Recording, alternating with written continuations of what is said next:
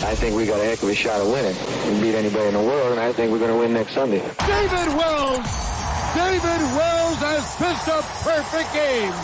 27 up, 27 down. Baseball immortality for David Wells. And it's hit deep to left center. Andrew Jones on the run. This one has a chance. Home run! Mike Piazza, and the Mets lead 3-2. Bates against Joseph.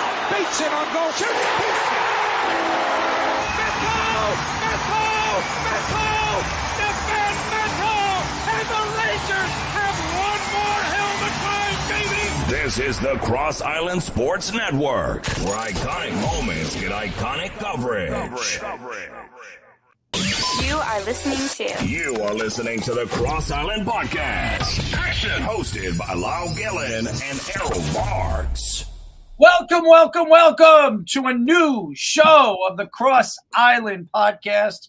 My name is Errol Marks, my co-host, Lyle Gillian, and we have a lot to get into. Boy, oh boy, it's crazy what's going on right now in the NFL. Everything is starting to fall into place as the New York Jets don't make any moves, by the way. I know all the Jet fans sitting back and probably wondering, well, where's the Jets move?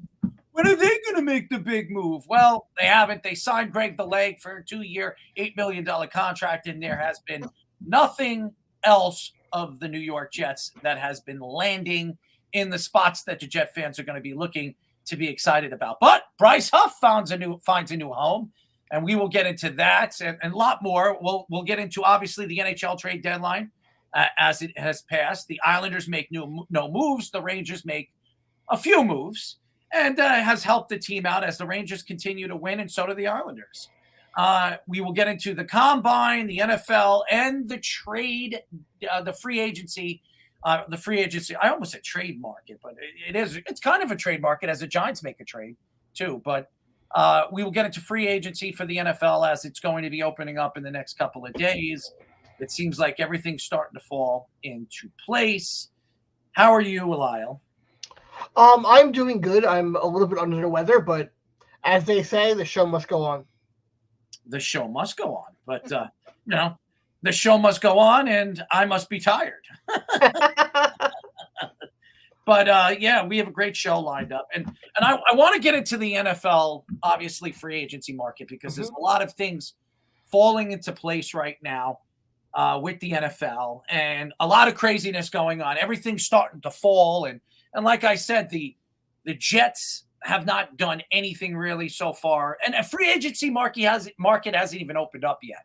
It's still, I think, 2 days away from opening up. But now you can tamper. Yep. You could start, reaching out to these guys and negotiating deals with them. And things are starting to fall into place as Adam Schefter and all these beat writers are coming out with the crazy talks. And by the way, as everybody was looking into the quarterbacks, and the one that dropped first was Russell Wilson. Russell Wilson was the first one to drop as he goes to the Pittsburgh Steelers in a 1-year deal. Everybody knew that was going to happen. He was looking at teams that were open to bringing in a starting quarterback and letting him start, moving forward next year. And obviously, they don't believe in any of the quarterbacks that they have on their roster right now. They have a first-round draft pick that has been nothing but a bust.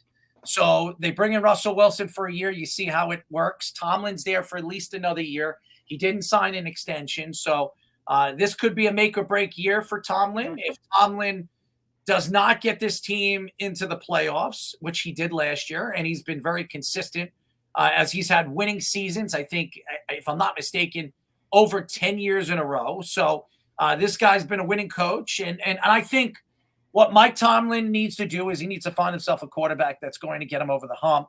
They don't, going into this offseason, they don't have much to add to this roster. I think they needed just a quarterback. I think they can compete in an AFC North that is so fantastic going into the season. You have the Bengals that have Joe Burrow coming back. T. Higgins signs. He didn't sign. He has a franchise. He gets franchise tagged and now came out today and says that he's asking for a trade. So I'm sure before the draft, he will probably move elsewhere. But the Bengals are going to be good with Joe Burrow healthy. The Baltimore Ravens, as we all know, are going to be one of the teams to beat in the AFC. And then obviously the Browns, which they've added some pieces today as they made a trade yesterday for Jerry Jeudy. Jerry Jeudy heads over there to Cleveland. So they add themselves a second wide receiver, which they desperately need because Elijah Moore isn't the guy. And I think Elijah Moore is more a slot receiver than he is, a guy that can go out there and go get the ball. Now, I'm not saying that Elijah Moore can't be a number 2 or can't be I don't think he's a number 1, but Amari Cooper this year, he's fought, and over the last 2 years has fought injury year in and year out. And I don't think that Elijah Moore wants to be a slot receiver. I'm not sure if that was part of the problem with the Jets, but I think he wants to be a the guy type of receiver, and like you said, he's just not that. He's a slot guy, and I agree. He's not going to be the guy, and I would see the Browns either moving him maybe before the draft, now that they brought Jerry Jeudy, if he's going to complain, or they're going to hold on to him for at least another year, and I think next year he'll be a free agent. So, and Jerry Jeudy has, if I'm not mistaken, another year left. So Jerry Jeudy could be looking in free agency as well in the next year as well. So I think that was obviously a move for the Cleveland Browns to make. They need that offense. They need that wide receiving, depth, which they didn't have over the last couple of years. They have Deshaun Watson coming back. He's got team money going to him, over $230 million. So it's a make or break year for the Cleveland Browns. And the Cleveland Browns did very, very well with Joe Flacco. They got knocked out of the playoffs in the first round against the Texans. But Joe Flacco had a sensational second half when he got called by sitting on his parents' couch or whatever the hell he was doing. He gets a phone call from the Browns, and then he plays 5-6 games for the Browns and sneaks them into the playoffs, and he was comeback player of the year. So at his age, I hope he wasn't sitting on his parents' couch. Well, that's what he said he was doing. So Cleveland makes that move for Jerry Jeudy with Deshaun Watson coming back. So I could see Cleveland making a couple more moves. I don't think Cleveland is done. Kirk Cousins, obviously the stories were coming out a couple of days ago that Cousins was moving his family to Atlanta. And some people say maybe because his wife is from Atlanta and her parents are there. Well, that was untrue. As the Falcons make the move, and the story came out today, it broke early this morning, that Kirk Cousins is going to be heading to the Atlanta Falcons, 4 years, $180 million. Best quarterback that was available this offseason. It was either him or Russell Wilson. And Kirk Cousins gets a lot of money. I think he's worth it. I think he was an MVP candidate before he tore his Achilles last year. I think with Kyle Pitts and Drake London and the weapons and Bijan Robinson, I think they have a ton of weapons. Cordell Patterson. This is a very good team with a tremendous amount of offensive talent. And now they have a quarterback that can throw the ball. Is Raheem Morris the guy that's going to lead them to the promised land? We've seen Raheem Morris as a head coach in the NFL. It failed, but they decided to go this route instead of the Bill Belichick route, and we'll see what happens. So in that division, they could definitely make the playoffs. Well, in that conference. I mean, the conference is so wide open in the NFL because if you look at the NFL and the position the NFL conferences are, the conference from the AFC to the NFC, I think the NFC is still wide open. There's no guarantees going into this season where there's a sure thing, except I would say probably San Francisco, who's still going to be a top team, and the Lions. But I know the Eagles made some moves today, and we will go into that. We will get into that. The Giants made a couple moves. They made a big trade to add a big-time defensive lineman, linebacker who could play defensive line. But it's something that the Giants like to do. If you know the Giants and you know the position that the Giants have been over the last couple of years, the linebacker play has been less than good. Okay, so you look at what the Giants did today. A lot of their fans freaked out when. Spoiler alert, Barkley got signed with the Eagles, but I think that in hindsight, based off what they did afterwards, I think that was the right move. We'll get more into it later on. I don't think it was the right move. I'm sorry, and I disagree. We'll get more into it, but so what? I definitely want to get into the Eagles and what they did over the last 24 hours. They added Saquon Barkley, who I believe is still an explosive player, a player that can make plays in the open field, catch the ball in the backfield. It's going to be very, very hard to stop Jalen Hurts now when you have Saquon Barkley helping you out. This isn't DeAndre Swift, a guy that's up and down every single game. This is a guy that's a game-changing player who can change a game with a blink of an eye. I love Saquon Barkley. I love this move by the Eagles, adding a guy like Saquon Barkley, and something that the Giants did not do.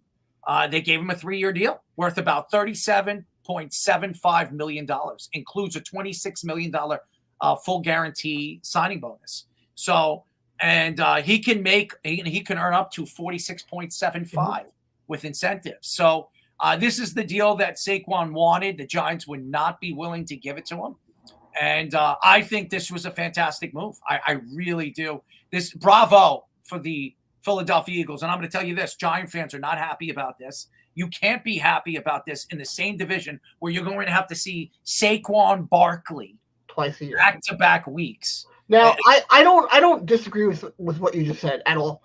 But at his age, where he's getting close to 30, this is probably his last big contract that he's going to get. It's his only big contract. Yeah, but like you look at what the Giants are in their position, they might be rebuilding in a couple of years. We don't know. We have to see what they're doing. They really don't have any wide receivers. Giants are rebuilding? They've been rebuilding. I meant like the rest of their offense. They might so if they give him now this quarterback this deal. Then you find out next year that Daniel Jones is definitely not the guy, and they're going to cut him. Then they have no receivers. They have a mediocre offensive line, and they're paying Barkley all that money. So one, for Barkley, it makes no sense to stay there. Then it makes no sense for the Giants to commit all that money, where they might not even be competitive the next couple of years. Draft somebody who they can have more control over in the third, fourth round, who could be a dominant back, maybe in the second round. Get a guy who could be the next Breece Hall, and then you could come in and have them for longer years, have them for another decade. And I think that's maybe a smarter move right now, but I think that's for the Giants. Horrible. It's horrible. The Giants right now, they're ready to win right now. They're going to make moves as they made a move for Burns. I don't think they're not going to be winning right now at all. Why can't they win? They're in a conference that's wide open. The Cowboys, they're not going to be as good as they were last year. They're losing pieces. They're losing pieces as we speak right now, and they haven't gained, and they don't have any money. Philadelphia. Daniel Jones sucks. He's not good enough to get them into the playoffs in that division. When you have two of the best teams in their really two of the best teams right now. You're going to look at the Eagles 100%. Right now. They added Bryce. Hold on. They added Saquon Barkley and they added Bryce Huff. Yeah. Saquon Barkley. Let me get into this. You added Kellen Moore, an offensive coordinator that has failed. Okay, he has failed. He failed for the Cowboys. Dak Prescott. It was not the explosive player that he was this year when Kellen Moore was there. Then he goes over there to the Chargers, and he hurt Justin Herbert's growth. As Justin Herbert, for 1 year, had his worst season as a starting quarterback, and then winded up stepping down this year with an injury and saying, you know what, my season is over. I'm going to have finger surgery because he didn't want to deal with fucking Kellen Moore. Now, you look at the Eagles situation. The Eagles added Saquon Barkley. Great move by the Eagles, and they added Bryce Huff. Bryce Huff signs an extension with them. I think it was a 3 or 4 year deal worth about $51 million. The most money in NFL history for an undrafted player. Congratulations to Bryce Huff. But Bryce Huff was not an every down defensive lineman for the New York Jets. Now, we're going to see what Bryce Huff can do when he's playing every down. He's making every down type of money. Now, he's making about $15 to $16 million. I expect Bryce Huff to have a big year for the Eagles. If he fails, and now they're talking about Hassan Reddick, they're moving and probably trading Hassan Reddick now that they added Bryce Huff.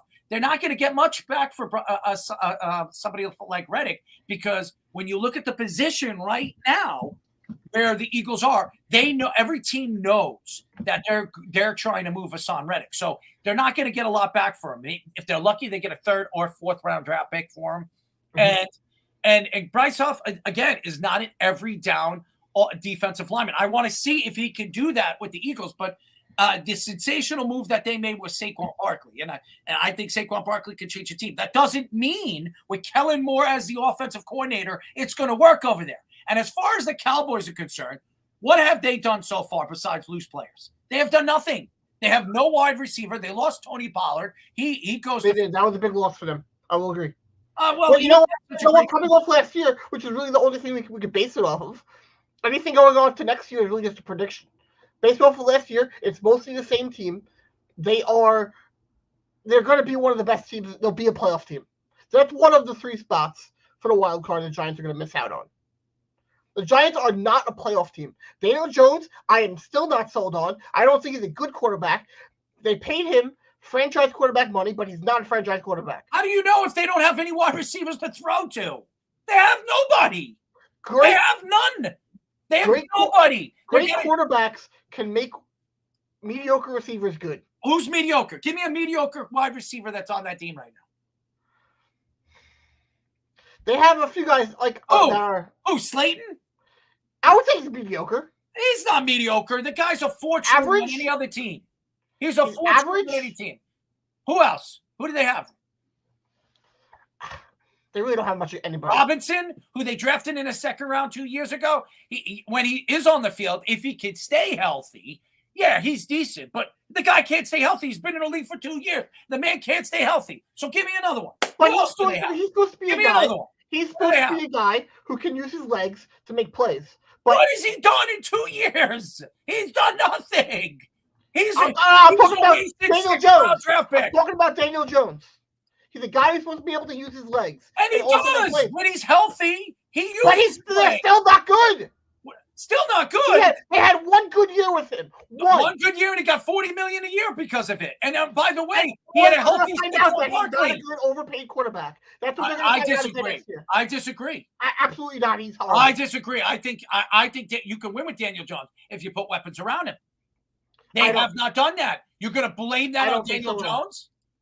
I just don't think he's a good quarterback. I disagree.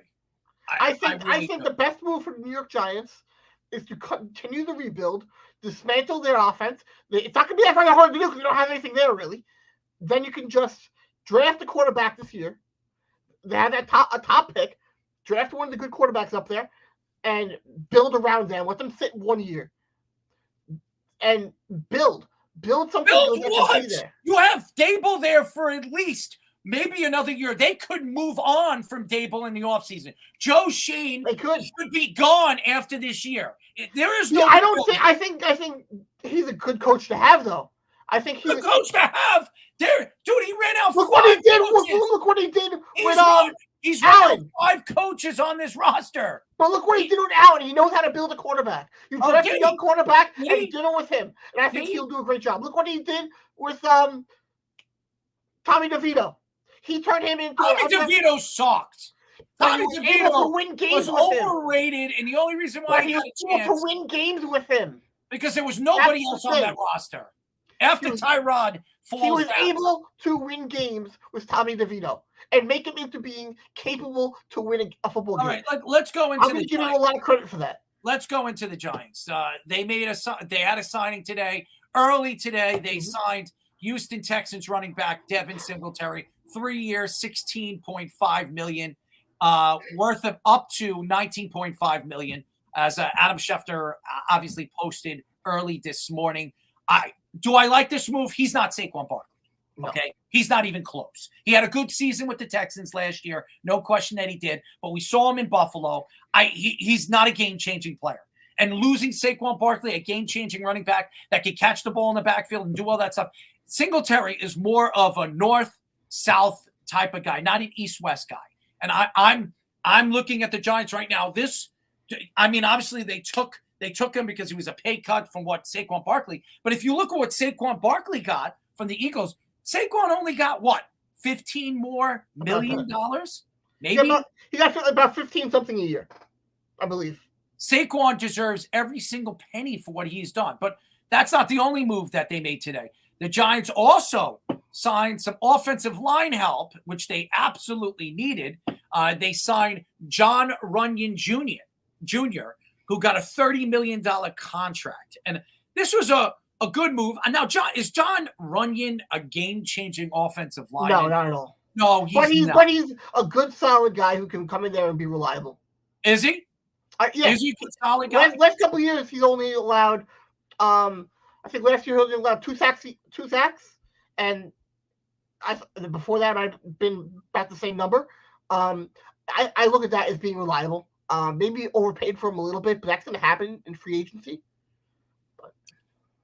And then the Giants make a big trade. And by the way, we'll get into some of the other guys that they lost today.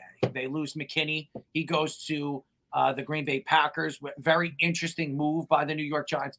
But the Giants, just a few moments ago, it broke.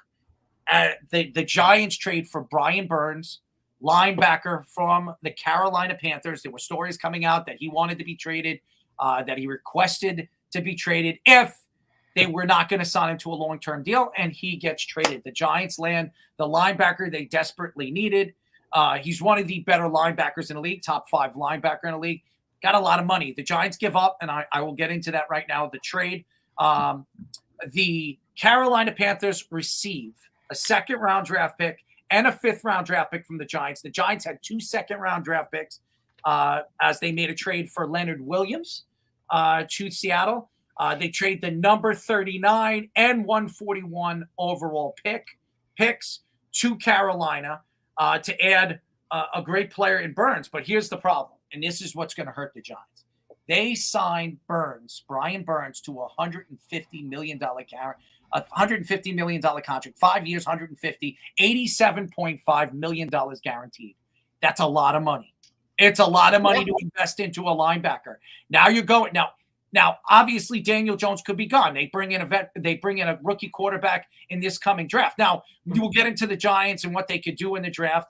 And obviously, they need some wide receiving help, maybe in free agency. Maybe they're not done making trades. Maybe the Giants will go after a guy like T. Higgins, who's available now as he's requested to be traded from Cincinnati. Maybe they go that route. Or they as the Giant fans are rest assured that they're going to make a move for a wide receiver in the top 6, or maybe move up and get the wide receiver that they want if Neighbors is one of those guys that a lot of people think could go into the top 5.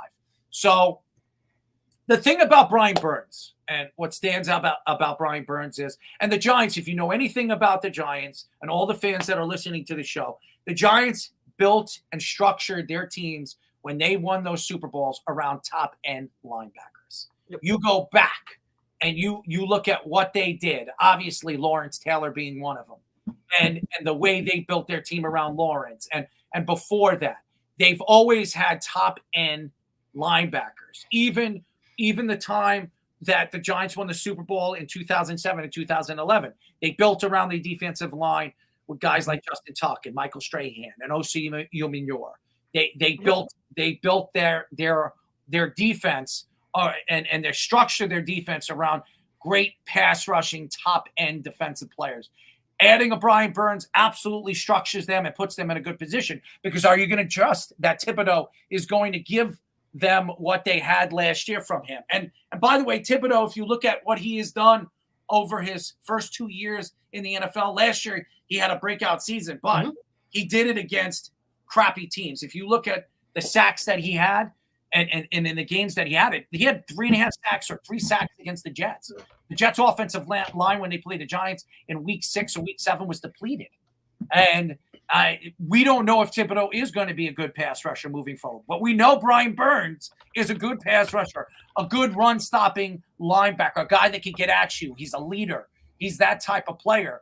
And I think this was a good move by the Giants. I don't like the contract. This was a terrible – and it shows why Joe Shane could be on the hot seat going into this offseason if they don't win. Gabe Davis is out there. I think the Giants should look at Gabe Davis. He's a wide receiver that is played under Dable, been successful under Dable. As a matter of fact, his best year was with Dable. So I think that's where I think the Giants should go. I don't know how much money they have left now that they made the move for a guy like Brian Burns. Gabe Davis is gone. He went to the Jaguars. Did he go? When did he go? Today? Today, yeah. All right. So but we're talking about Thibodeau with, I look at the Giants' schedule for next year. Was that a score? I don't see that. Yeah. He went Jaguars on ex-Bills wide receiver Gabe Davis to a 3-year, $39 million contract. Okay. I don't see it on my list, but go ahead. I look at their strength of schedule or their opponents for next season. And as a preliminary look at the schedule, they do have a bunch of very tough games. They have a decently tough schedule next year, the Giants. Well, the schedule's not set up, so how do you know it's well, we already know their opponents. We just don't know their well, you don't know how those opponents are going to be. No, that's fair. But you look at them now. That's what this. That's the only thing you could do is. All right, give me the list of teams that they have to play besides the teams in that division. Ravens, Bengals, Buccaneers will be a tough game. Browns. The Buccaneers had that'll be a tough game. I don't think the Buccaneers are as good as they were this year. Go ahead. I think they're better than the Giants, though. They don't have a good. They first of all, they lose their offensive coordinator. He goes to the Carolina Panthers. Their offensive coordinator helped Baker Mayfield develop. Now they're bringing in a new offensive coordinator, which supposedly Baker likes, but that doesn't mean that they're going to have the season they had last year. Go ahead. Right, I don't think the Buccaneers are that good, but go ahead. Seahawks, which they stink. Go ahead. It'll depend on the Seahawks from 2 years ago or last year. They don't have Pete Carroll anymore. They have McDonald. No. They have a new coach. They're going to run a new scheme. It's going to be a different team. Go ahead. And I guess we'll figure out if Gino is actually a system quarterback or if he had any talent. But they play the Browns. Gino's okay. He's a reliable quarterback. He's not an elite quarterback. The Browns and then the Falcons. The Browns. We don't know what the Browns are going to be this year with Deshaun Watson and the Falcons. Let's be honest. We have to see what this team and how this team is going to set up with Raheem Morris as the head coach. Well, I look at the schedule and I think for what I look at as the Giants right now, this is a very tough schedule for them. I can easily see 10 losses next year for the Giants. I disagree. I think that the Giants, the way the Giants structure this draft, they bring in a wide receiver, they give weapons for Daniel Jones to work with this year. I think Singletary's I'm questioning that move. If you're going to land a running back, why don't you reach out to Derrick Henry? Maybe you give Derrick Henry $25 million guaranteed. You sign him to a $30 million deal. I think Derrick Henry takes that. You save a couple of bucks. You save maybe $2 million, and you bring in a Derrick Henry. I think at least you get a competent running back that's been successful in the NFL back to back years, and he's a great second half running back. Which if the Giants are going to compete, they're going to compete in the second half where they're going to need him. So they lose Xavier McKinney, which Xavier McKinney really wanted to stay with the Giants. He goes to Green Bay. And by the way, the Green Bay Packers made hell of a good moves there. Hell of a good moves. I was absolutely shocked that they released Aaron Jones. I'm not. They added Josh Jacobs. They did, yes. But in the way that they did it, I was really shocked. They also did not release him as a pre-June 1st roster cut. No, because they're letting him choose where he wants to go. So because I saw that people were talking about that, and so if they did it as a pre-June 1st, he wouldn't have been able to. Well, as long as they let him go before June 1st, so now he can go elsewhere where he wants. But when the way they cut him, I from what I was reading was that they didn't do it as a pre-June 1st cut, and I saw that very briefly. I was working when it happened, so I couldn't really pay attention too much, but I don't know the inner details of it, but that's very interesting. I wouldn't be shocked if he landed with the Jets because of Aaron Rodgers, but I don't think that's happening. No, it could happen, and I'll tell you why. It could happen. Go for it. But I just want to finish up with the Packers landing Xavier McKinney. He gets a 4-year deal worth about $68 million. That was a lot of money. A lot of money for a safety who, to me, he played very good under the scheme of Wink Martindale. I don't know. Now, obviously, a lot of people think this is a perfect scheme fit for him over there in Green Bay. I want to see it. I am not a big Xavier McKinney fan. I'm just not. But, hey, listen, the Giants obviously had their eyes on Mr. Burns, and they didn't have their eyes as much as a lot of Giant fans thought on Xavier McKinney. Is Xavier McKinney a good scheme fit? We will have to see. But Green Bay lands him, and they added Josh Jacobs. I think this was a fantastic move. It seems like the Green Bay Packers are really starting to get rid of a lot of the guys who were there during the Aaron Rodgers years. and they're starting to bring in new people. We saw that start to happen last year, and now we saw it again this year. Aaron Jones got cut, etc. So it's I think that's what they're rejuvenating it, because a lot of those guys got old. But I really wonder what Aaron Rodgers is thinking, seeing them spend all this money. That was one of his. That was one of his complaints, that they never went out and got and spent the money on the receivers that he wanted. And now he sees them going out and spending all this money. Well, here's the thing.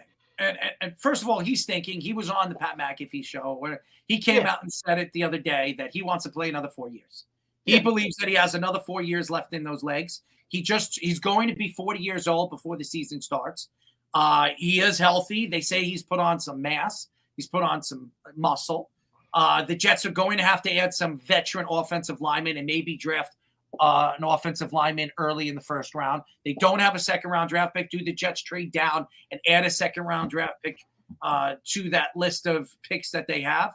They still have their third, and I think the Jets have 2 fourths, if I'm not mistaken.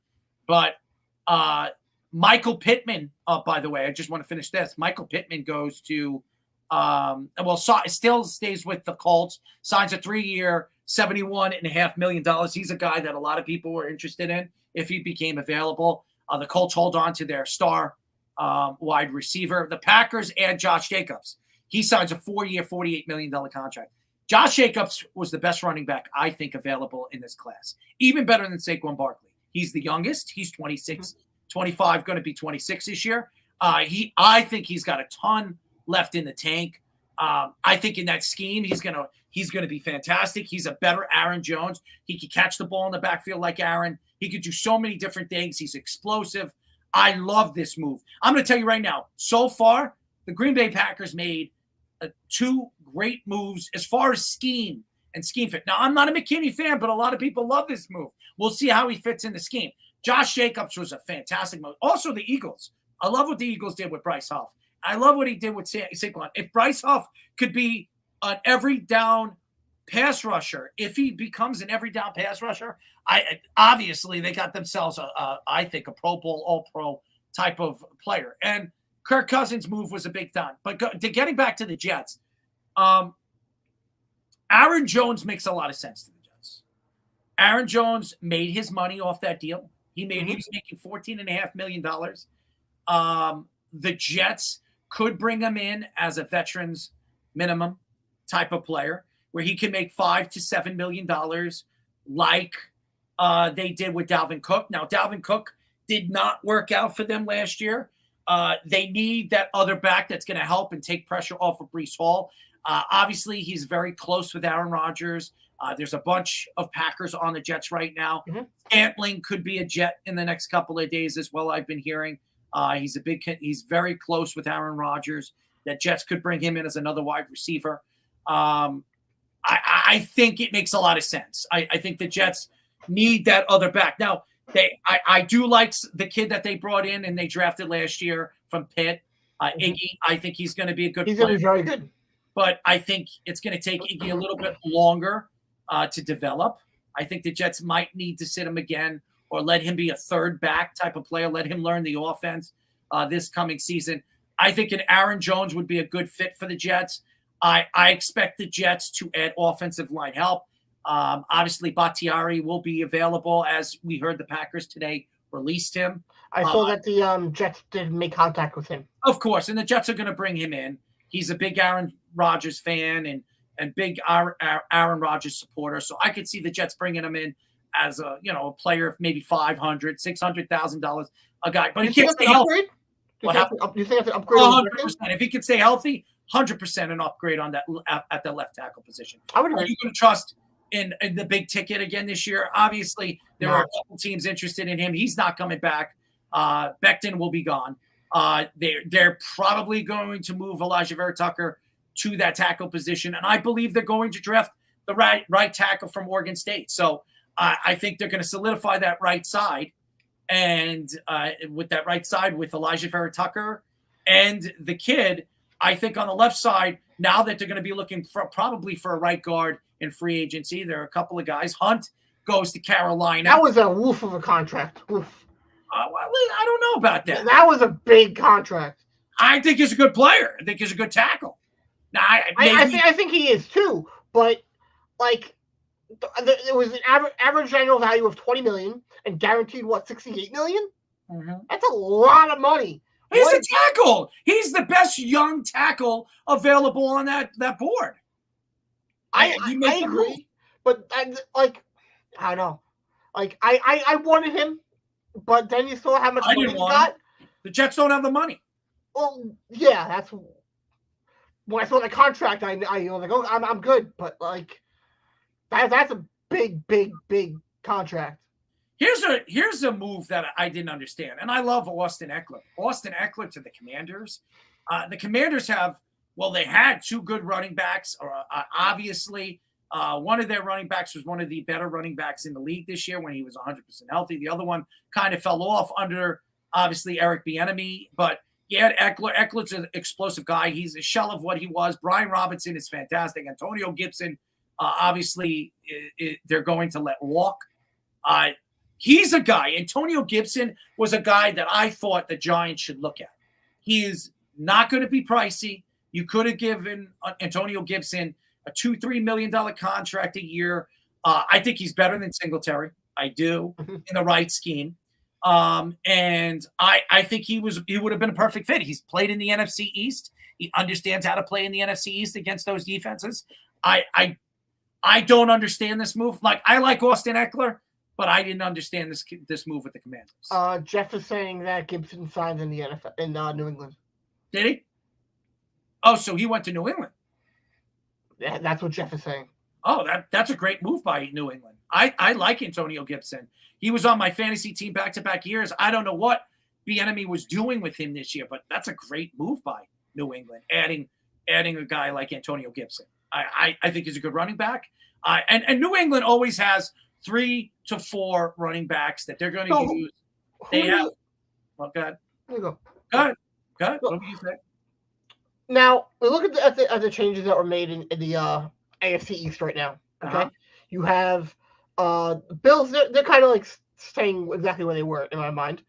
Dolphins, they lost. They don't have any money. They pretty much dropped their whole freaking secondary. The whole secondary's gone. The Dolphins lost a lot of guys this day one of the tampering period. New England, they're to rebuild. They're not really going into it, but they're not gonna. I don't ever see New England really not trying. The big loss that the Dolphins lost was defensive tackle Christian Wilkins going to Vegas. That was the only, I think, significant loss that the Dolphins lost. I mean, he's a fantastic player. They lost a lot of decent players today. Give me one. You just said Hunt was a great left tackle. We just spoke about him. Who? Hunt. Yes, but I will have to see. We'll have to see what Hunt does. I mean, he got a lot of money from. I think he was the best tackle available. That's not saying much. There's not many good tackles available. And they lost Van Ginkel too. Jeff is saying. Van Ginkel sucks. Go ahead. Who else? I saw a whole list of it earlier, but they lost a bunch of guys, and that's gonna be tough for them to bounce back from. I think right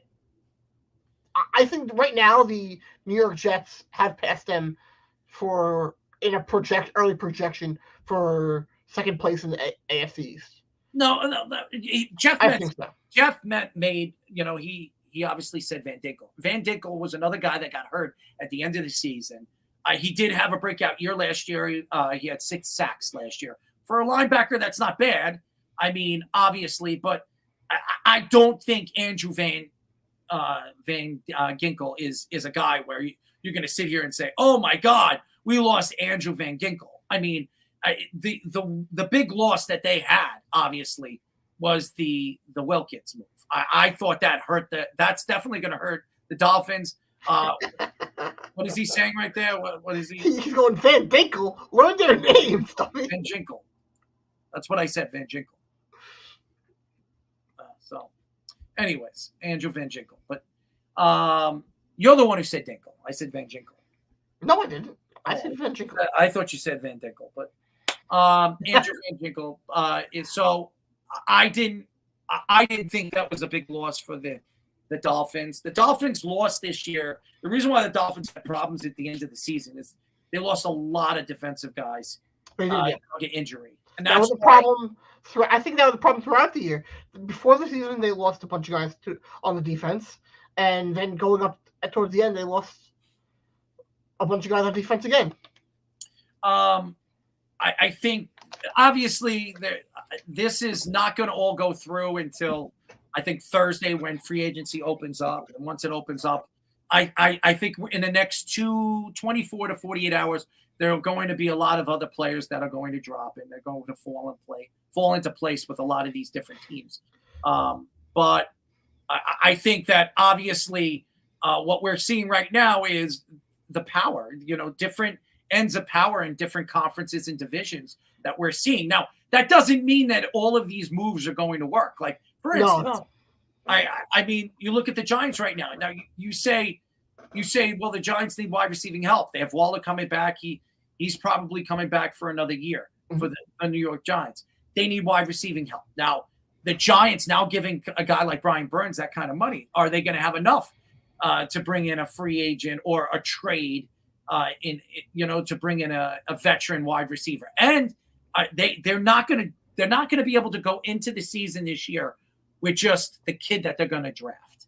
It doesn't work that way. They need another receiver. They need another receiver. They need a veteran wide receiver that's going to help the kid or help the young kid that they're going to bring in to develop. So Josh is asking you if Hunt is a guard. I'm sorry? Josh is asking you if Hunt is a guard. Oh, they're paying him tackle money. So, no, I think you're going to see him as a tackle because they're paying him tackle money. You're not going to pay – you usually don't pay guards that kind of money except like Tooney. If he's playing guard, that's an insane contract. Yeah. I think they're going to move him. I think he's going to be playing tackle.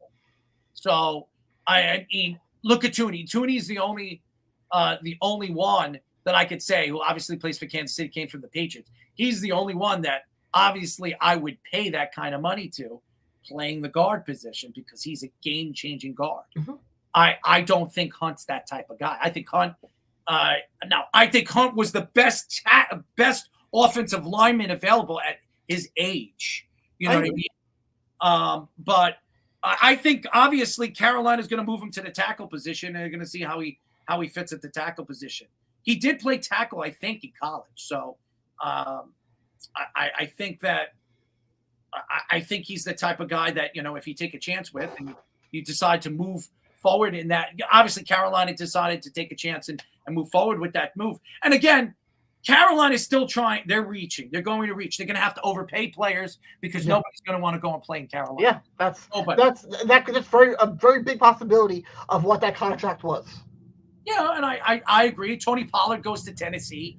I don't know if I like that move. Now, obviously, some people are grading it a B-. I would grade it like a C-. Tony Pollard, ever since Ezekiel Elliott went, obviously was dropped and went to the Patriots, he was a shell of himself this year with the Cowboys. I think he's too small to play to be the number one back on a team. I think it's proven that's been was a problem for the Cowboys this year. And listen, he gets a 3-year deal, $24 million, $8 million per year. I think it's a good deal for Tennessee because they're going to lose Derrick Henry. But I still wonder what Tennessee was thinking when they decided to make this move.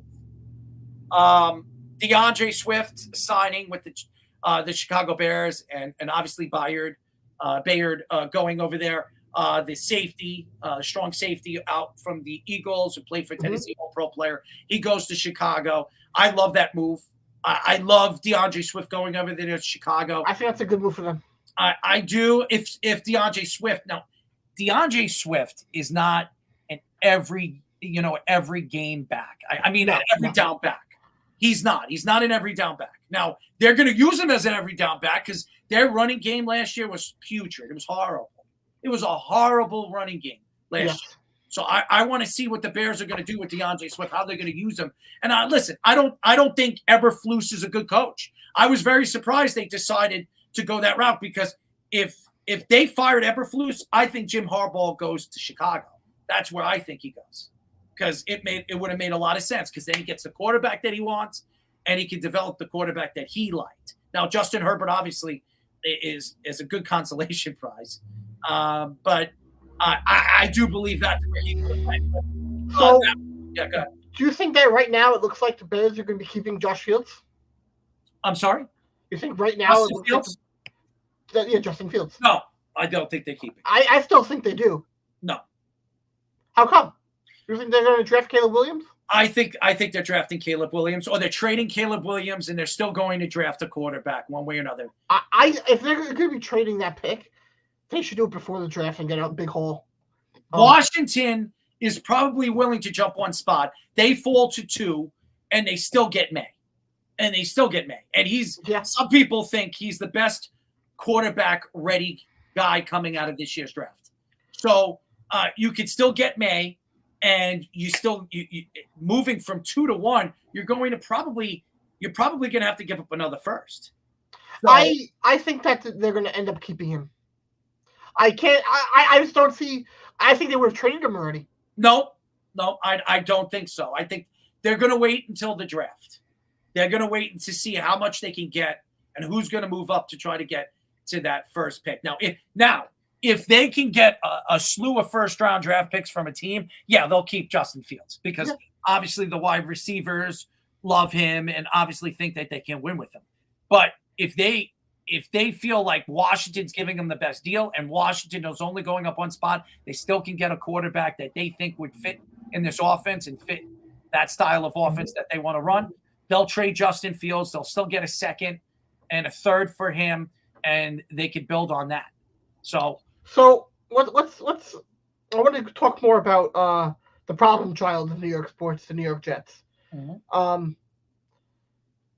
We've seen a few of offensive linemen going in free agency so far, and every Jet fan, they have it in their head that the world is ending, and they all freak out that every time they see an offensive lineman leave. I think one the Jets could have very much traded for Judy. I think they could have. You want Jerry Jeudy? I think they could have. You want Jerry Jeudy? For what they gave up for him, I think he would have been a good number 2. What did Cleveland give up for Jerry Jeudy? What was it, 3rd and the 5th? Okay. The Jets only have a certain amount of draft picks this year. They don't have a second. So you're going to give up a 3rd and a 4th. I don't trust Jerry Jeudy. Jerry Jeudy is an injury-prone player.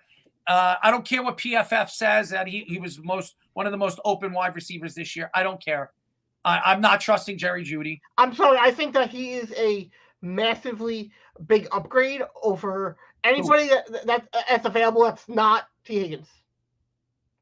Who do you think is a realistic option that they can get as a wide receiver 2? I don't know what the Jets have up their sleeve. Maybe they do. Maybe they still have a chance to go after a Davante Adams. I don't know. I don't know what the Jets' plans are. The rumors for Oakland was, I think, 2 firsts. Yes, but that's going to obviously drop as the draft comes closer. I hope so. It's going to drop. They're not getting 2 firsts. Maybe they get a first next year. They're not getting the first this year. I think that's an overpay. I think 2 2s are very fair. One first-round draft pick for Davante Adams. If the Jets could get Davante Adams for you give next year's a first-round draft for pick. Next year's for Davante. Probably be more of a second-round pick than I think if you give up a third this year and a first next year. Now Davante Adams, I would give up a third. I would give up this year's third and give up next year's first. I would do that for Davante Adams. I would. I don't think that they would. I don't think the Raiders would do that though. Obviously, the Raiders are not up to make any suggestions. I mean, right now they have a team right now that even though they played well in the second half and at the end of the season, then they decided to go with Antonio Pierce. To me, he's on the clock once the season starts. He's on the clock. If you don't win, I would agree. If they start not doing great, I think that he's going to be one of the first coaches to get fired. He'll be the first in 4 games. Mm-hmm. Davis is going to fire him. Mark Davis. In 4 games, you think he will fire him. There's too many good coaches available right now that don't have jobs. Sitting down for the season. Did Belichick get hired? I'm sorry? Did Bill Belichick get hired? No, Bill Belichick's not hired. Mike Vrabel's not hired. Yes. There's quite a few good coaches that are still available right now that did not sign anywhere. And yeah, I could see him having a 4 or 5 game skid where he loses.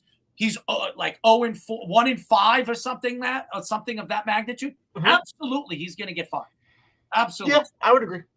So if you know that, and you're sitting right now with the Raiders, and the Raiders are starting to rebuild. The Raiders are rebuilding. I didn't understand that Wilkins move. I didn't. I was very surprised that they spent that kind of money for a pass rusher, a defensive tackle like that. When they're trying to rebuild, they don't even have a quarterback. Who's throwing for them next year? Who's their quarterback? I mean, who's Minnesota's quarterback right now? Trey Lance? I mean, are they going to go after Sam Darnold? I mean, Minnesota. I mean, Justin Jefferson is going to be asking for a trade. Gardner Minshew apparently signed with the Raiders. Did he sign with the Raiders? I don't know. Yeah, 2 years, $25 million. You're going to trust Gardner Minshew as the number one guy? I never said that. I just told you what happened. He's a filling guy. Gardner Minshew is a filling guy. Probably. I mean, look what he did with $15 million guaranteed, 2 years. Yeah, well, look what he did with Indianapolis. Now, I'm just looking at some of these, some of these signings right now. I mean, Sean Murphy Bunting goes to the Arizona Cardinals. Obviously, here it is. Gardner Minshew went to Las Vegas 2 years, $25 million, $12.5 million. I think that was a good deal. $15 million fully guaranteed. It's not bad for the Raiders. Justin Jones goes to the Arizona Cardinals. Another interesting move. Leonard Floyd goes to San Francisco, obviously losing Armstead. Now Armstead's an interesting player that could be available for the New York Jets. Now, he's another guy that might sign a 1-year deal with to play with Robert Saleh. He made a lot of money. He got a huge contract from San Francisco a couple of years ago. He had guaranteed money, so maybe he's willing if he thinks the Jets are a contender. Maybe he goes to the Jets on a 1-year deal to try to win with the Jets. I don't know. The Jets don't have a lot of money to spend, and that's the thing. Right now, they signed Greg the Leg. They gave him an $8 million 2-year deal. So what do they got left right now? Mm-hmm. 21 million, 22 million. I mean, they could cut bait with some of these guys right now if they decide. Are they signing Michael Carter? Are they going to sign Michael Carter? Because Michael Carter is going to want at least for a slot corner, he's going to want 12 to 13 million a year. But somebody's going to pay him to be a number one corner. He's not a number one corner. But someone's going to pay him. They're idiots if they think he's the number one corner. That happens almost every year, where someone will sign a corner or a receiver, a slot corner or receiver to be a number one. Happens almost every year. If they do that, they're idiots. Okay, he's a very, very, very good slot corner. He's the best. He's probably the best slot corner in all of football, but he's not a 1 and he's not a 2. He's not. They tried to put him there this year with injuries when Reed got hurt. He made some mistakes at that secondary corner position on the other side of Sauce Gardner. I don't think he's that type of player. I don't. I don't. I think if the Jets offer him 12 to 13 million, I think he takes it. I don't want him to leave. I think that's a very I think he's probably one of the most underrated players on the team, and I don't mean that like skill wise. I mean his role and his importance to the team and the defense. I think losing him and his ability really puts a giant hole in that defense. Yeah, I by the way, Mitch Morse obviously goes to Jacksonville. Mitch played for over the last couple of years with Buffalo, and now he's heading over there with Doug Peterson. So very interesting move also. As Mitch Morse was released from Buffalo recently, and then he signs with the Jacksonville Jaguars. I think that's a good move too. He's one of the better, more underrated centers in the league. So, and again, Buffalo is not. They lost a lot of pieces this offseason. They obviously they worked on Von Miller's contract. Von Miller's coming back. He's a shell of himself. I mean, unfortunately, he was a great player, and like it happens, but it's a shame. he's, obviously there's a lot of depleted players on that team now, and their secondary is so depleted. I don't know where they go going into they're going to have to rebuild in this year's draft. There's a couple of good corners. Maybe they get lucky. Maybe Buffalo tries to trade up to get one of the corners that they like. Maybe one of the corners drop to them and fall to them. Who knows? Okafor goes to the New England Patriots. Another right tackle who signed. He's a pretty good tackle who signs with the Patriots. I think this is an A+ move by the New England Patriots. I think he's a good player, and obviously a player that the Patriots are going to obviously ride on that offensive line. So another good move by the New England Patriots. So I think the Patriots, so far, and by the way, they re-signed also Hunter Henry, which Hunter Henry had a pretty good season this year. So when healthy, Hunter Henry is one of the better tight ends in the league, one of the top 5, top 6 tight ends in the league. So it's a $27 million contract, $9 million per year, $16 million total guaranteed. So like that move as well. Onwenu, or I don't know how to pronounce his name. I don't want to butcher it, but it was Michael Onwenu who re-signed the Patriots, not Okafor. I'm sorry. Whatever it is. And Ezra Cleveland, obviously the guard, signs with Jacksonville. Jacksonville's trying to rebuild their offensive line. Obviously, that's what they're doing. And obviously that's what they're doing right now. I think that was their problem this year. They couldn't protect Trevor Lawrence. Trevor Lawrence is getting hit all over the field. And we saw the difference of what they were the year before. I mean, their offensive line played better the year before, and now look at their offensive line in 2023. It wasn't as good. So they needed to rebuild that offensive line, adding Morris, adding obviously Ezra Cleveland. You're adding to that line, adding some veterans to that line, which is desperately needed for Trevor Lawrence. And this is a make or break year for Trevor Lawrence, because guess what? This is his contract year. Yeah. So I expected him to have a big, massive year last year. For his sake, I hope it happens this year. But I was very shocked with the lack of production from Trevor Lawrence last year. I was very surprised too. And obviously, I want to finish up with the trade deadline. By the way, for all the Yankee fans, Garrett Cole went for an MRI today. Elbow issues for his past 2 preseason games. He felt elbow, tingling in his elbow. Obviously, Aaron Boone came out this morning talking about it, so he went for an MRI.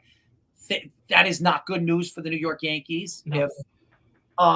If it is what some people think it is, it could be Tommy John surgery. That would be horrible. It would be, and the Yankees lose their number one pitcher. So they would have to go out for Blake Snell if that happens. Yes, they would have to make a move for Blake Snell, which the Yankees are still in the mix for Blake Snell. They're the contract right now. They're going back and forth with the contract, but maybe if they lose a guy like Garrett Cole, do the Yankees obviously pull the trigger and give Blake Snell what he wants? That's a big question. So because losing Garrett Cole in this rotation could be absolute killer, and he could be out for 2 years. I mean, a year and a half probably. Yeah, you won't see him this year, and you might not see him for half of next year. So they need something that can fill in. And again, if you bring in a Blake Snell, what does that tell you about making a move for Juan Soto in the offseason? So that's a big contract that you're paying another pitcher over almost $270 million. So yeah, that does affect them for next year for Soto. I didn't even think about that. So the Cole thing is a very interesting thing. Well, last week on the 8th, it was the NHL trade deadline. The New York Islanders did not make any moves, which I predicted, by the way. I'm okay with, because I don't think there was anybody out there who they could have realistically acquired without having to give up something else.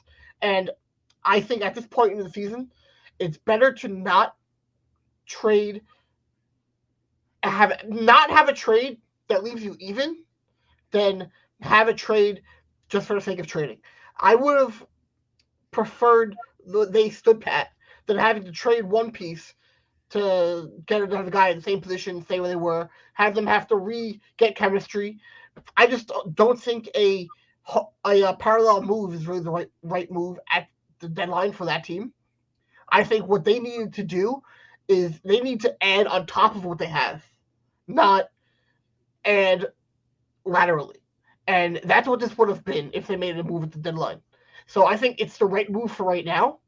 Also, if they made a move, they wouldn't have had to trade their first-round pick. And at that time, they weren't even in the playoff spot yet. They were, I think, 4 points back at that point. And it's not realistic, in my opinion, to buy when you don't even know if you're a playoff team. If it happened today, the trade deadline, I would be all for giving up my first-round pick because right now they're in a playoff spot. I'm not giving. I was happy that Lou didn't for the fourth year in a row trade away a first-round draft pick. It has been an absolute failure. I mean, I like Kyle Palmieri. He wasn't worth a first-round draft pick. I like JG Pajot. He's not worth a first and a second-round draft pick. I think it was just been so many mishaps for Lou Lamoriello, giving up first-round draft talent. Last year, you give up a first-round talent. You trade a first-round draft pick for Bo Horvat. I understand why you did it. I understand why you did it. I think that trade was great for the Islanders. Right now, but we don't know what that first-round draft pick that the Islanders gave up. I mean, that's 3 years in a row he's given up first-round talent. No, you're right about that, but you know what? You have to give up something to get something, and unfortunately, they have no fun. They gave up Antti Raanta, their best young, talented player. And he hasn't been doing anything over there. That's fine, but at the time, he was a guy that a lot of people thought. At the time, he was, but now you look back at him, he's that's fine. He's lost value. And Anthony Beauvillier has been traded twice this year. Yeah, but that was then. We're talking about at that time. At that time, sure, but they had so Beauvillier was put in as a cap, and the first-round pick and Ratu was in there. One, for them to want to take the cap space back, and two, because they had to give up. What did they do with their cap space? They gave it to Pierre Engvall. They gave it to Pierre Engvall. They had to re-sign. He's an absolute bust, by the way. He stinks. Since he got moved to the third line with Sedikis, he's been playing. Yeah, I know he still stinks. He's been playing much better since he's been playing with That's Sedikis. Fine. He stinks. I think he stinks. I think Pierre Engvall for a $3 million 7-year contract that the Islanders are going to regret. For a $3 million average annual value. I don't care. It's 7 years. You got that Who idiot. cares? It's easy to get rid of. It's only $3 million cap it. Really? It's easy? If he sucks, who's going to want him? Who's going to want him? A team took Andrew Ladd.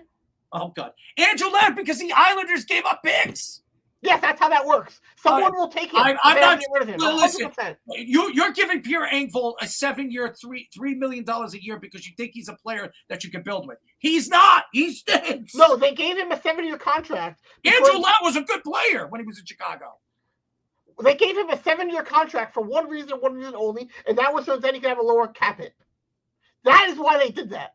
Okay. Knowing full well the last 3 years of that contract, he's not going to be on the team. Pierre Engvall stinks. It was a terrible move by Lou. I saw Lou in the summertime, and I told him, don't sign Pierre Engvall. And he looked at me like I had 6 heads and thinks I don't know what I'm talking about. He is going to regret. The Islanders are going to regret. He's been playing pretty solid since he got moved over to Zeke's line on the third line. He stinks. He's been playing well. I don't know what you love about this guy. I didn't say I love him. I'm just saying I think sound like you stick up for the guy. He's just playing. I'm just stating a fact. He's playing well on the third line. He stinks. 8 goals, 13 assists. Great. 21 points for a guy you're paying $3.75 million. Great move by Lou Lamoriello. $3 million cap hit is very little. Wonderful. Thank you, Lou. $3 million cap hit is very little. Happy player. A $3 million cap hit is very little. He stinks, Lyle. He stinks. We'll see, but right now he's playing well on Sedikis' line. Stop. 8 goals. I'm telling you exactly what he's been doing. All right. Since in this 6-game he's a pretty boy that stinks. The 6-game win streak, he's been moved over to Sedikis' line. He's been playing very well. Let's get to the Rangers who actually made some moves, which I love, by the way. Jack Roslovic, a guy that I really like from the Blue Jackets. Now, he's had a bad season. He has not been 100% healthy, but a guy that can put the puck in the net. He could give the Rangers some face-off wins. He was the center. He was the starting center on that Blue Jackets first line. I think he's a good fit for the New York Rangers. And I love what they did. And also adding, I think, I love this move, adding Chad Ruhwedel, a great defenseman who's won Stanley Cups with the Penguins. He understands how to win. He's played with, obviously a very talented defenseman, one of the better defensemen over the last couple of years. So I think it was a great move for the Rangers. And also adding Wenberg, another guy, Alex Wenberg, who the Rangers have been trying to go after for years. For the last 2 years, they've been trying to get him. And then they bring him to the team. He's a good face-off guy, good penalty-killing guy. You could do so many things with these guys. And I think it was a fantastic move. And I hate Chris Drury. I don't think that Alex Wenberg is what they needed. They needed a guy who can play the penalty on the PK and a guy who can win face-off draws, and that's not what he is. They need a third-line center. That's not what Alex Wenberg is. He's not that good. He's a very average player. He's never had a year where you really looked at him and thought he was this great, gonna be a great player. He's always been just below average. That's always that's just what he is. He's a third-line center. And he's a third-line center who's not good on the draw, and he's not good on the PK. The Rangers, what they needed was not available. There was not a center out there that you could trade for, realistically, that's really replaces what Hedl was. And Hedl going down really hurts the Rangers season. I disagree. And I think you disagree. I think the Rangers right now are in a very good position. They're the best team in the Metropolitan Division. They're not. Carolina is now. I disagree. Why? Because they upgraded very much more than the Rangers did. That doesn't make them better. The Rangers are still a more talented team. But you know what? Carolina. Who has the better goaltending? Who has the better goaltending? Right now, we're 100% the New York Rangers. They always have the better goaltending. Carolina is going into the playoffs once again with crappy goaltending. They've had how many goaltenders this year? 4. The Rangers. But you know what? They've been playing much better. The Rangers' backup's better than any goaltender they have. The Carolina Hurricanes have been playing far better hockey for a while now than the New York Rangers. They have been one of the best teams in hockey for a while now. And they are going to catch the New York Rangers. They're a choke artist organization that chokes in the playoffs. They're going to pass the New York Rangers, and they're going to win the division. You want to bet? Sure. All right, let's bet on that. Right now, they're only 2 points back. Okay. I have the Rangers winning the division. They're not going to. I have the Rangers winning the division. Let's make a friendly bet here. I have the Rangers winning the division. You have Carolina winning the division. Sure. Okay. So $5.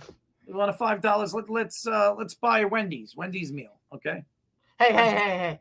Depending on the time of the day now, that could be a very, very, very expensive meal. Oh, stop. They're doing the Uber pricing now. We'll get the $6 package over there. Hey, it might be a $26 package depending on when you go. Whatever. Who cares? Let's do a Wendy's deal over there. Food deal. Let's go. How about this? Miller's Ale House. A dinner at Miller's Ale. Sure. I think that we're kind of even already on the Miller's Ale House because we made an earlier bet for dinner, and we all did another one, and we both lost those bets. Yep. So yeah. Well, but now we have Jude, I bet. I know you do. Like I see that you bet like you have bets coming out your asshole left and right. But yeah. And listen, I'm over 500 with them, so it's okay. On this show, you're not. You're 500. I'm actually a little over 500. On this show, you're no. I'm a little over 500 with my bets. Lifetime. All right. So I'm not talking about this show. I'm talking about all my bets. Okay. But I'm gonna tell you right now, the New York Rangers, they are gonna get passed in that division. Because right now, Carolina has been playing much better hockey than them for a while now. And Carolina is getting Guentzel, I think, is a phenomenal trade for them. I think that they did a great job. Guentzel never played without Sid the Kid. We'll see if he does it, over there. I mean, it's obviously you got to learn. You got to learn the team. You got to learn the offense. So.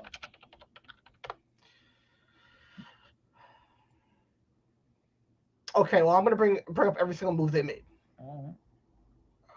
Okay, mention Gwenzel. Oh, where is the rest of it? I don't know how good of a move this is for them. It's kind of a hit or miss. It's high reward. Evgeny Kuznetsov has not been very good the last couple of years with Washington. They had to waive him because they couldn't find anyone to take his contract. He passed through waivers, went down to Hershey in the AHL, and they ended up trading him at the deadline. Mm-hmm. But it's a low risk, high reward type of trade. If he starts figuring it out again, I think that's a phenomenal trade. But getting Gwenzel and adding him to that team, which was already very good offensively, is a huge upgrade. And I know you were talking about their goaltending and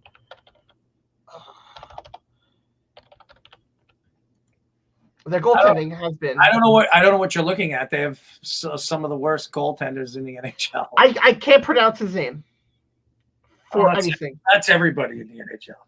Pyotr Kochetkov. Okay. This season he looking at the rest of their goaltending, he appears to be their starter. But he has a 2.39 goals against average, 910 save percentage. 910 is that's average, about the average mark. 239 is they're doing a very good job keeping the puck out of the net, and adding Gwenzel at the deadline, I think that makes them a very dangerous team. I do agree though they're not going to go far in the playoffs. I don't think they'll get past the second round again. But I don't think they get out of the first round with their goaltending. I'm looking at the goaltending right now, and if he continues playing like how he has been, he'll be fine. But playoffs are different, buddy. They 100% are. But you know what? You look at what they have been doing. You can look at Antti Raanta the last 2 years. Yeah. You know, he wouldn't do good in the regular season, and then he would do good in the postseason. That's what he did for them the last couple of years. But I just don't think that they're going to win division. They're going to end up I think they'll end up playing Detroit. I think Detroit is the wild card team. I think Tampa is the wild card team. And I think the Islanders will pass the Flyers, and the Flyers will fall out. And it'll be Rangers Islanders at 2 and 3. Your eyes to God's ears, or whatever the hell. Your lips to God's ears. So the way the Islanders are playing right now, and the way the Flyers are playing, I think it's the Islanders are playing good hockey right now. If they can keep it up with Patrick Waugh, they're going to get into the playoffs. They're going to sneak into the playoffs, and if they do, they're dangerous. If they can figure out their penalty kill, which penalty kill has been much better. Worst penalty killing in the NHL. It has been, but in the last 6 games, they have made adjustments. They've added Horvat and Palmieri to the penalty kill, and it has been 7 of 9 in these last 6 games, and taking way less penalties also. And I think the Islanders got to play better away. That's what the Islanders got to do. The Islanders have to kill penalties. If they can kill penalties, they will be a team that is dangerous. I think if the Islanders fix their penalty kill for the playoffs. Well, you see what Sorokin's doing right now. He's starting to get. He is, yes, but part of that is aligning with the penalty kill, figuring it out over the last 6 games. If you look at the Islanders and what they have done the last few times they've been in the playoffs, I think the New York Islanders, if they can figure out their penalty kill this year, I think they will be the hardest team to eliminate. I don't think I'm not going to say that they're going to go on a run, but I think they'll be the hardest team to eliminate in the East. We'll see, man. We'll see. But it was a good show, man. It was a good show. It very much was. We didn't get a chance to do the combine, but we spoke a little bit about the Giants and the Jets. And, I mean, obviously, we know where the Jets are going in obviously the draft. They're going to go after an offensive lineman. I've been hearing Bowers. I don't want Bowers. I don't care what anybody says about this kid and how talented he is. I think the Jets need to stay away from a tall, strong, blocking, catching, unbelievable tight end. I've seen a lot of tight ends get drafted in the first round, and they haven't succeeded. So I think you go with the offensive line help. That's what they need. I think that's the best move for Joe Douglas. I don't know what the Jets are going to do in free agency when it opens up. Maybe they have something up their sleeve. I hope so. But there's obviously we all knew they were going to go after Bakhtiari. They'll bring him in. They're probably going to bring Smith in, ex-Cowboy, all-pro type of player. But these guys are old and they're injury prone. So they got to hope that they stay together and they keep together, because the Jets have had more injuries on the offensive line over the last 2-3 years than any team in football. It's been horrible. So how old is Tyler Smith? No. Smith. He's 22. That's not the same guy. Tyron Smith. There we go. Tyron Smith. I think he's 32, 33. Tyron Smith. I think he's 32. He's 33. Yep. Yep. And Bakhtiari is about that age too. I think Bakhtiari is 29, 30, something like that. So I think he's 30. It's going to be 31 or something like that. But both guys will probably head to the Jets. They'll sign, affordable deals for the Jets. Yeah. Come there, and the Jets are just going to have to figure out how they can protect their all superstar quarterback. So we'll see what happens. But we'll get into it. Obviously, we're not going to have a show next week.